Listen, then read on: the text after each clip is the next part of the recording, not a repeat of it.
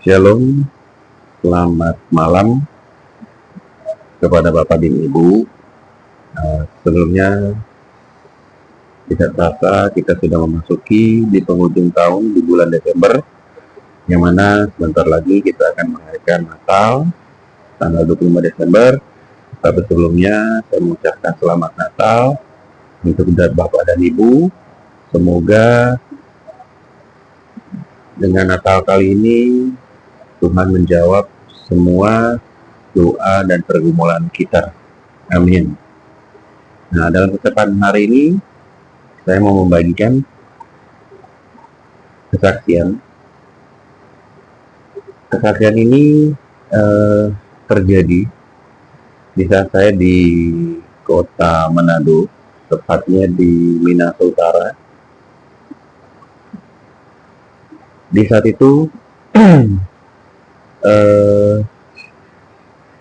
kondisi sama seperti saat ini ya, Jakarta hujan ya, karena sudah mendekati akhir tahun saat itu, kurang lebih di tahun 2013 memasuki 2014. Nah, di saat itu saya beserta istri seperti biasa kami dari rumah ke pasar mengendarai motor, dan biasanya kami melewati jalan-jalan besar itu tidak ada masalah. Nah, kali ini di saat kami melintas jalan itu, saya sudah berasa bahwa ya ada mau jadi sesuatu ya.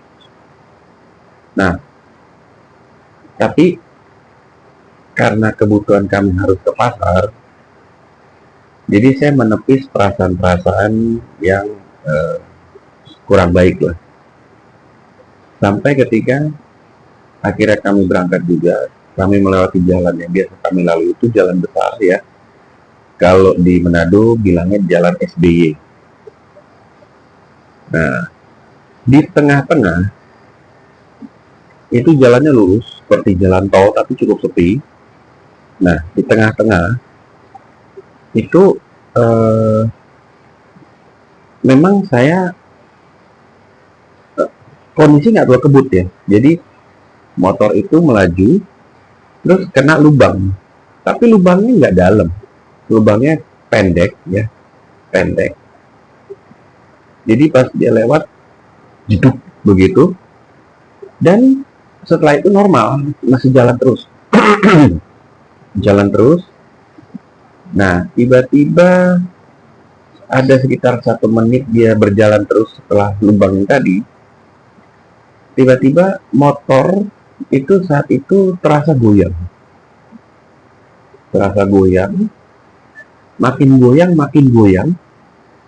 Dan saya cuma berpikir bahwa kempes ban. Ya, kempes ban mungkin kena paku atau kena beling kaca mobil atau apalah yang tajam ya. Tapi motor ini masih melaju sampai akhirnya saya merasa bahwa setir motor ini itu seperti ada yang bawa ke pinggir, terus dia ke pinggir sampai akhirnya dia berhenti total di pinggir jalan, di rumput-rumput. Nah, setelah berhenti, istri saya turun, kami kaget melihat kondisi motor ya. Ban depan kempes, ban belakang kempes, kemudian pelek ban belakang itu bengkok, pelek ban depan bengkok dan patah. Benar-benar patah 2 lagi. Nah, di saat itu kami panik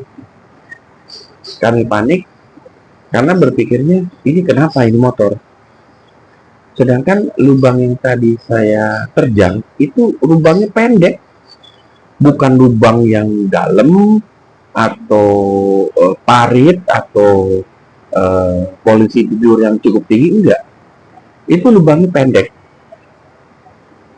Nah, singkat cerita akhirnya saya bilang ke istri saya balik dulu naik apa ojek untuk ngambil motor satu. Karena ini motor ini kan nggak bisa kita pakai lagi, ya. Sudah kempes, ban belakang, depan, bahkan velgnya sudah parah. Nah, setelah sambil motor satu lagi di rumah, sampai di lokasi, istri saya masih jaga motor itu. Kemudian saya bilang, kita telepon dealer motor itu, yang mana dealer motor itu juga nggak terlalu jauh dari tempat kejadian, supaya mereka ngelihat ada apa dengan motor ini, ya. Nah, terus terang saat itu motor itu masih kita kredit, tapi kreditnya lancar, sudah mau lunas malah. Tinggal 2 kali lagi pembayaran sudah mau lunas. Singkat cerita akhirnya dealer motor datang. Nah, di saat itu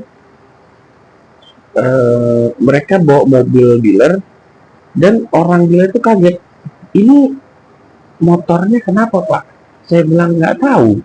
Tiba-tiba begini, depan belakang. Dan yang satu bilang begini, ini kecelakaan hebat ini. Karena velgnya sampai bengkok, terus velg depan itu bengkok dan patah 2. Ini udah pasti kecelakaan hebat ini. Tabrakan. Tapi pas mereka periksa bodi depan, nggak ada yang hancur, nggak ada yang pecah. Mereka bertanya, kok aneh ya? Ini harusnya motor ini udah kondisinya kalau gini tuh biasanya tabrakan gitu. Dan mereka bertanya, ini siapa yang bawa? Saya bilang, saya yang bawa. Dan mereka saat itu tercengang-cengang, mereka bingung, kok bisa ya? Dan mereka tanya, itu kejadiannya gimana? Saya bilang, memang saya terjang lubang, tapi lubang pendek. Bahkan yang satu coba melihat lubang tadi saya itu, dan dia balik lagi setelah melihat lubang itu, dan dia bilang ke temannya, iya memang lubangnya pendek sih, nggak mungkin menyebabkan patah begini. Sedangkan velg itu menurut mereka itu aluminium alloy yang keras ya, yang nggak mungkin lah patah gitu loh, kecuali tabrakan hebat. Nah, di situ mereka bertanya begini, terus kejadiannya gimana Pak? Saya bilang setelah itu masih lari 1 menit lah, kita motor masih normal, tiba-tiba oleng. Dan semenjak awal oleng dia masih lari 100 meter sampai 200 meter ke depan, dan motor berhenti di pinggir. Tapi saya nggak bilang waktu itu seperti ada yang kendali setir ini merapat ke pinggir ya, saya nggak bilang. Dan mereka benar-benar sampai bilang, ini baru kali ini Pak, karena biasa kita tangani kalau motor kita tarik, ya motor konsumen kita tarik, kalau kondisi velg begini itu biasanya kecelakaan, tabrakan biasanya. Tapi ini aneh gitu loh. Nah, singkat cerita akhirnya mereka angkut motor ini. Nah, setelah mereka angkut motor ini, sampai mereka tanya, Pak benar ini nggak tabrakan? Enggak, saya bilang, bawa aja gitu. Nah, setelah mereka bawa, saya pulang ke rumah. Di saat itu pas sampai di rumah, saya berpikir lagi, tadi siapa tangan saya seperti melihat ada tangan yang mengendalikan setir sampai berbelok sendiri dan berhenti sendiri di rumput-rumput, tidak jatuh, tidak cedera. Nah, di situ saya seperti ada yang berbisik di telinga bahwa itu aku. Saat itu saya kaget, waduh, berarti Tuhan. Dan itu jelas berkata, itu aku. Dan di saat itu saya berkata kepada istri saya, wah luar biasa. Ternyata Tuhan yang menggiring kita selamat sampai di pinggir. Karena kondisi motor itu larinya setelah ngelewatin lubang tadi, itu saya agak percepat ya, larinya agak cepat. Nah, puji Tuhan, di situ saya merasakan Tuhan menyelamatkan saya.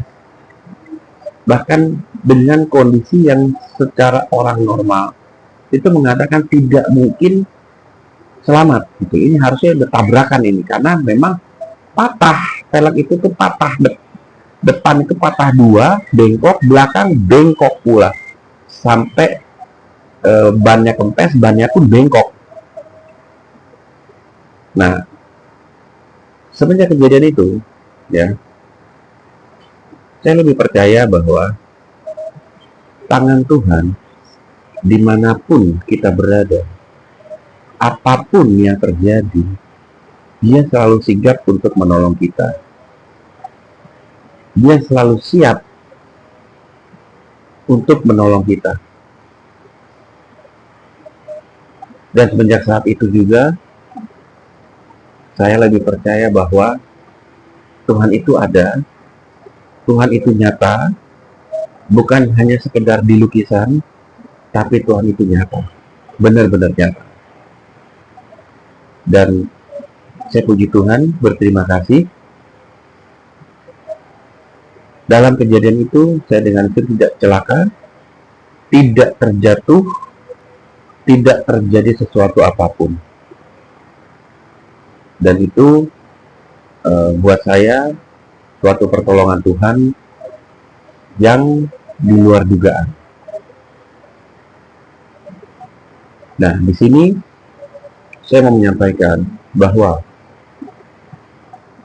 setiap peristiwa, setiap kejadian, Tuhan izinkan kita mengalami dengan tujuan supaya kita tahu, kita merasakan, dan supaya kita lebih percaya bahwa Tuhan itu ada.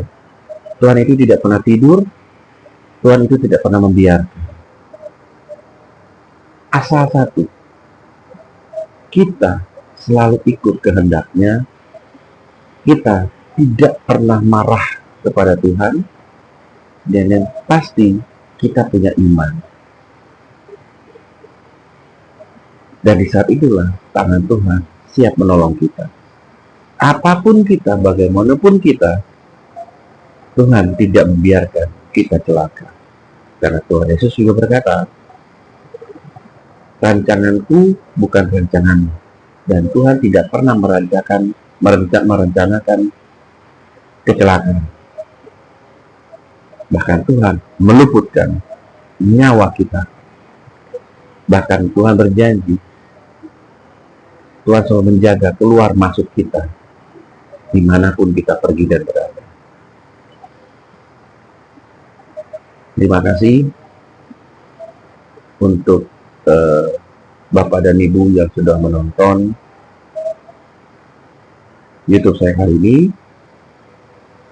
dan terus like, subscribe, dan share karena masih banyak kesaksian-kesaksian hidup saya, kesaksian nyata saya. Bahkan mungkin Bapak dan Ibu sudah pernah menyaksikan di podcast channel seperti rohani lainnya yang saya pernah meninggal, bahkan saya bertemu Tuhan Yesus. Nanti di berikutnya akan saya saksikan. Bagi Bapak dan Ibu yang belum pernah menyaksikan, nanti di pertemuan berikut saya akan saksikan. Tapi tetap jaga iman, berdoa yang benar, karena Tuhan sanggup menolong kita kapanpun, dimanapun, dalam situasi apapun. Shalom dan selamat malam, selamat beristirahat, dan selamat Natal untuk kita. Amin.